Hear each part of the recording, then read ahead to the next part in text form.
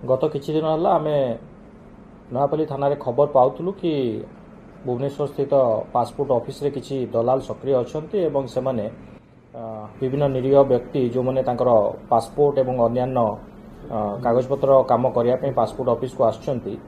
तांको सेमाने विभिन्न माध्यम रे ठकी करछंती। से खबर आधार रे आमे लोकल थाना आईसी को नेतृत्व रे गोटे टीम गठन करी घटनार जांच करथुलु एवं घटना उपर नजर रखुथुलु। घटनार इनक्वारी समय आमे मध्य किछि लोकों को भेटिथिलु जो माने ठकेर शिकार होइथिले एवं सेही व्यक्ति रिपोर्ट आधार रे आमे नयापल्ली दुईटी केस रुजु करथुलु। गोटाए केस जार कंप्लेंट थिले सुरेश चंद्र पंडा तांको रिपोर्ट आधार रे नयापल्ली केस नंबर 429/24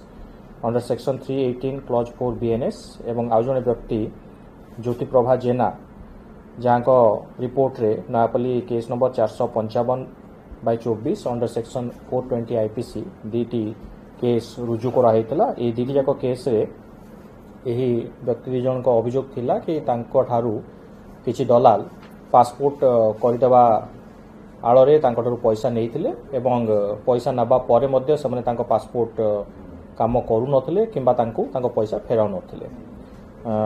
केस रो तदंत समय आमे दु जन व्यक्ति संतोष कुमार स्वाई एवं टिकुना सुबुद्धि ए दु जन व्यक्ति को धरिबारे सक्षम होइछु एवं तांको जेरा करिबारु जणा पड़ला कि सेमाने एही भरी भाबरे विभिन्न लोकन ठारू पैसा नेई तांको ठकेई करथिले एवं तांकर पासपोर्ट तैयारी करू नथिले। दु जन व्यक्ति को जेरा करिबा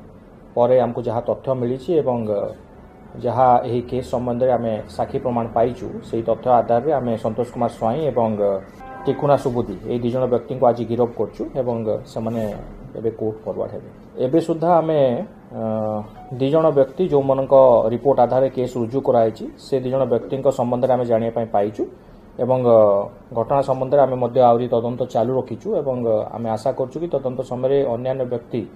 जो माने मध्य ए ठकेर शिकार होइछन तांको मध्य आमे चिन्हट करिया पे चेष्टा करछु एवं तांको ठारू मध्य रिपोर्ट आनिया पे आमे चेष्टा करछु। एही ठक व्यक्ति दि जण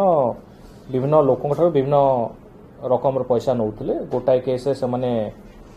पीड़ित लोक ठारू 3500 टंका नेइथिले एवं केस नंबर 455 रे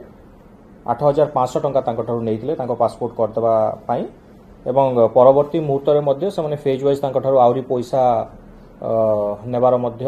किछि तथ्य आम पाखरे मिली आमे तार तदंत जारी रखिछु।